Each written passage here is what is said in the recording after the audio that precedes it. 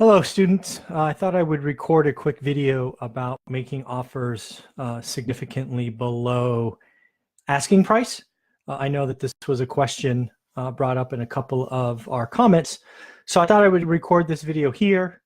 I probably will record it or post it somewhere else, but I wanted to record it here live so all of you have it and you have it first and all of that stuff. So I thought the best thing to do is always give you an example of something I have just done, and I just submitted an offer on a property that was listed for 180K, and I offered 100. So, you know, by any stretch, that's significantly below asking price.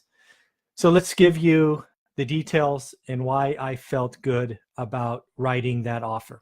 So first and foremost, history of the property. So the property's been listed for 212 days.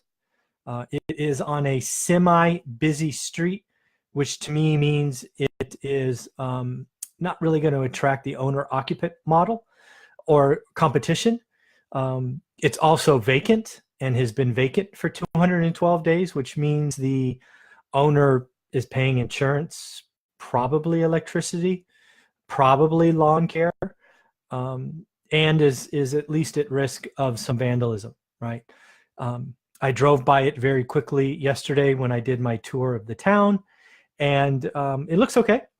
But when I ran my numbers, first off, I looked at ARV, try to figure out what that would be.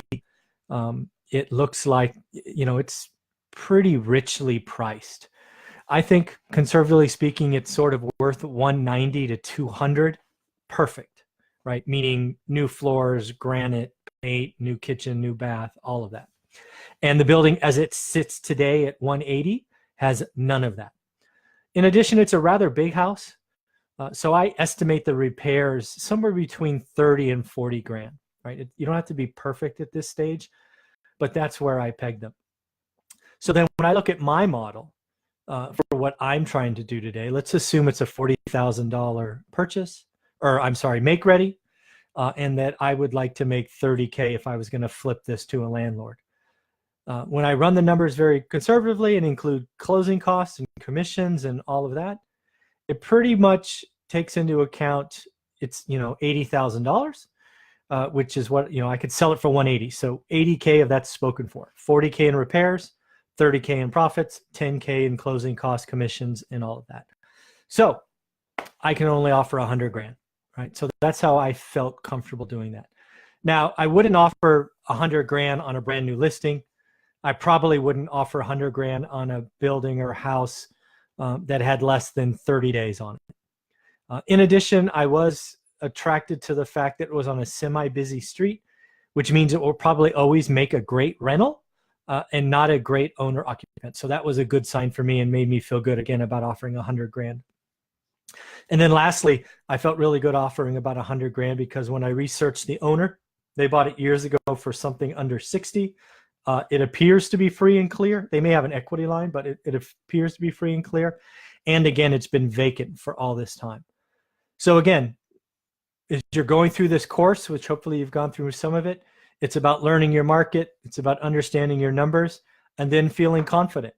It's not about insulting owners. An offer at 100K for a property that's been listed less than 24 hours would be stupid.